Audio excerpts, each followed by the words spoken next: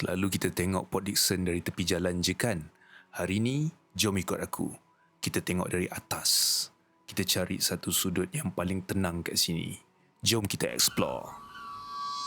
Dari Kuala Lumpur, perjalanan ke Bagan Pinang biasanya mengambil masa 1.5 jam dengan kereta.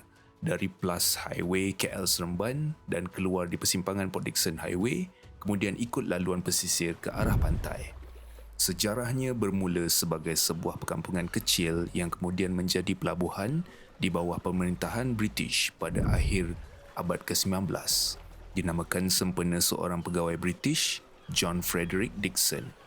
Hutan bakau ni kalau tengok dari dekat mungkin nampak biasa.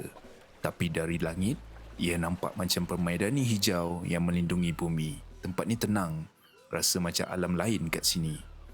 Bila sampai kat hujung ni, kita baru sedar betapa kecilnya kita.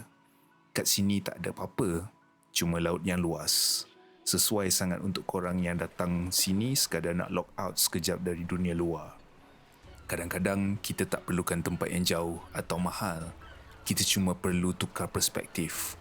Pulau Bagan Pinang nampak kecil dari sini, tapi ketenangannya cukup besar untuk bawa balik semangat baru. Okey, kalau nak ikut aku explore lagi, drop komen dan follow.